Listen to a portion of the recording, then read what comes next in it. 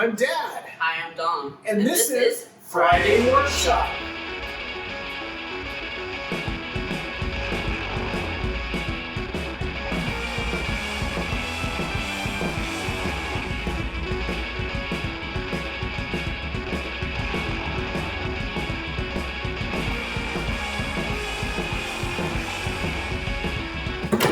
Friday Workshop! Another Friday. One more Friday. It's like they happen every week. Yeah, it's day to eat fries on.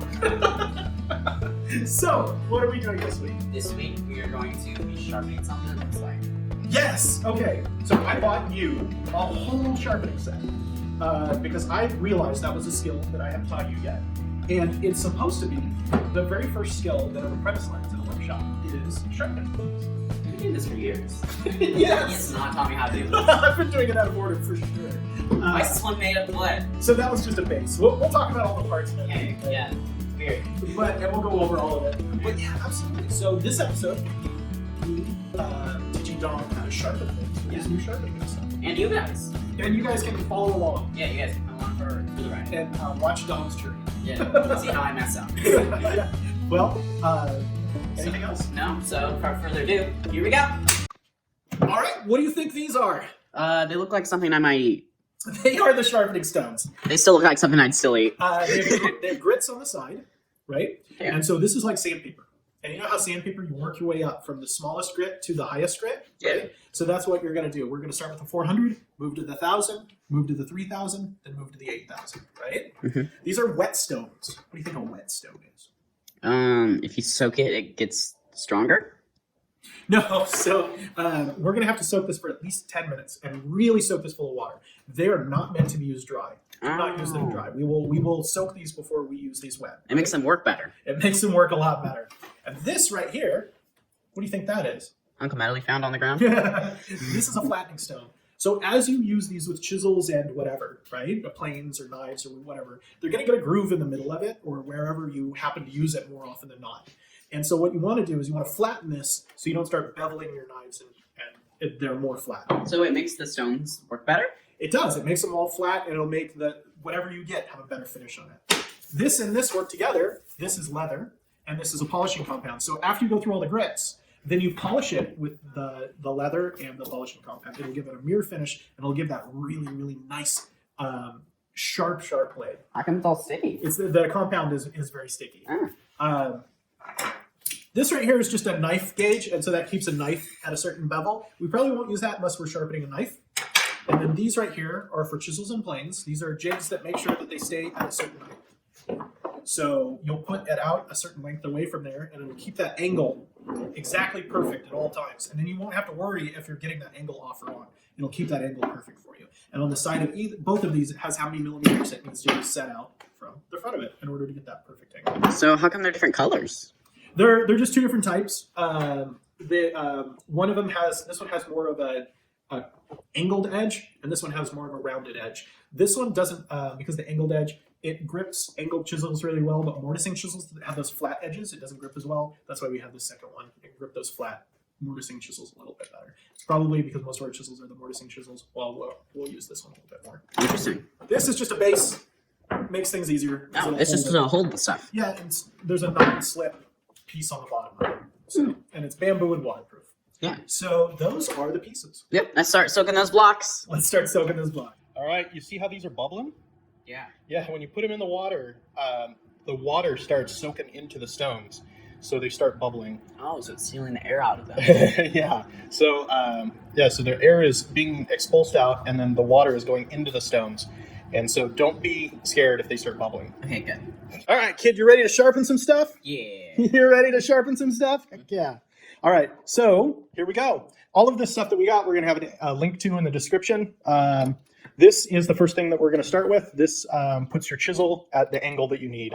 A long time ago, I made this jig, and then I use this for chisels, which is at 30 millimeters, and then planes, which is at 50 millimeters. And I just kind of like using that. And so what I'll do is I'll just put this in here more than what I need. And then the chisels go on the inside, the planes go on the outside.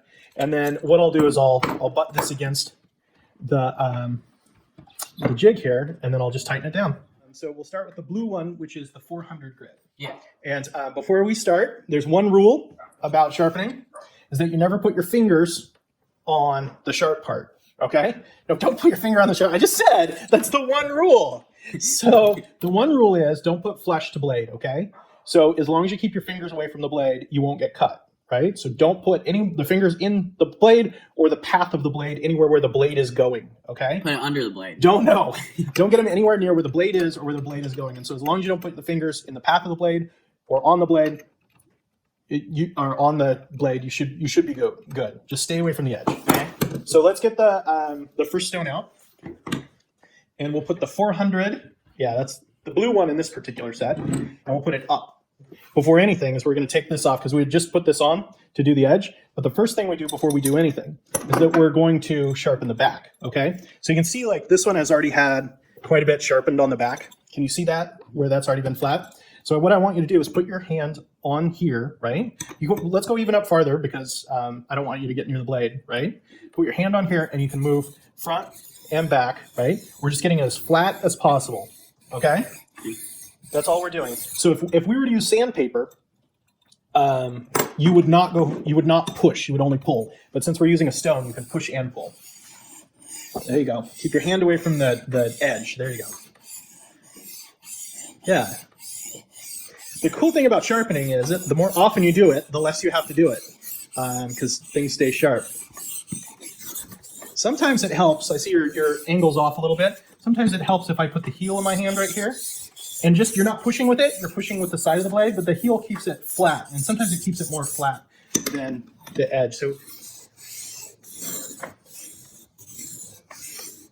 there you go. All right, so now we're gonna go ahead and head on to the 1000 part. So here we go.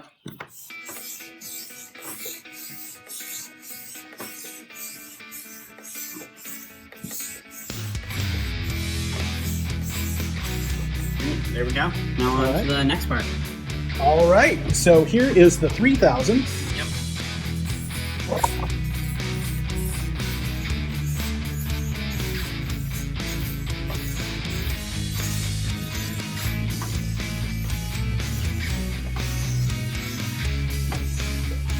All right, now we are on to the 8,000. Is this a messy process? Yeah.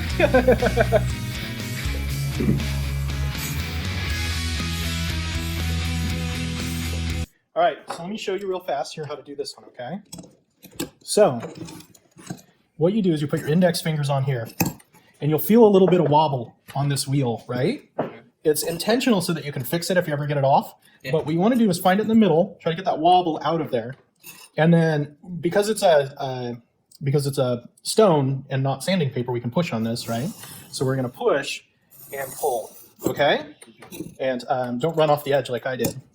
We're going to push and pull, push and pull, push and pull, push and pull, right? You're going to do that, okay? So, and then when we're done, before you're done, you're going to flip around the edge, and don't just stay in the middle, go on the side a little bit, just don't have the blade go off the end. And so I'll do the 400 for you, and then we'll switch to the other side here. You're doing great.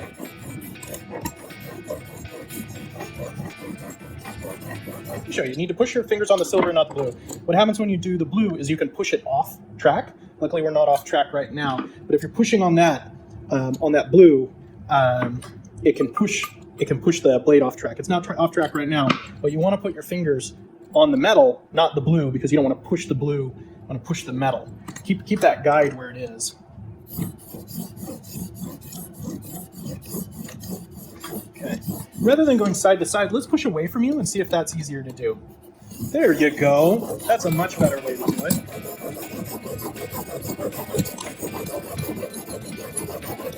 All right, let's move on.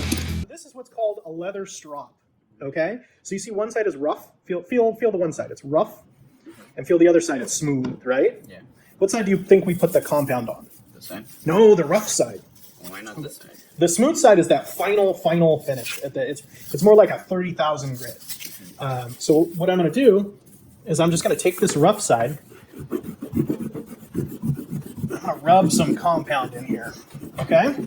This is the first time this is used, so I got to go a little aggressive on it, but there we go.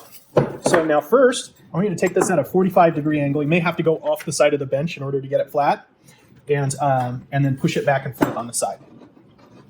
And now this is just like sandpaper. You'd never push forward. Always pull back towards this side. Pull back, then lift up. Lift the whole blade up. You'll go this way, and then put it flat as possible, down to flat. There you go. Now pull again, okay? And so you'll do that. There you go. Perfect. Yeah, and you can push down with a little more force. Maybe use that palm of your hand again. Yeah, there you go. Perfect. The reason you don't push is that blade will push in that leather, and it will bite into it. Perfect. Just make sure you just do it on the pull stroke. There you go. Get it a little bit flatter on that back side of that chisel. There you go. Good job, kid. And you can push a little bit harder down with the palm of your hand. There you go. That's it. That's the way to do it. All right, now let's flip it around. You have the chisel. There you go. And do that. Nope, don't push that way. Pull. There you go. A little bit higher of an angle on that one. There you go. And we can put the jig back in if you want to do it with the jig, but try to get it as flat. There you go. Perfect. I guess that mirror finish on there. That's good. About 20, 30 of those is how you normally do. But you can see he's got this mirror finish on there. I don't know if that'll zoom in or be clear, but it's a very, very shiny finish. And on this side, he's got that mirror polish there. And so he's pretty good. Yeah. So that is how. Dad's using it to cut his hair right now. Yeah, I'm using it to cut the hair off my Dad's forearms. new hair trimmers. Yeah. All right. Are you ready, kid? Mm-hmm. All right. So next up is the plane. So this is how you get a plane blade out. There's that screw there at the top. Yep, that one right there. Unscrew that. And you just pull that top piece off. Pull that whole top piece off that you just unscrewed. There you go. And now you can pull the plane blade out. Great. And so now let's do the back side of that. So we'll start with the 400 and work our way up.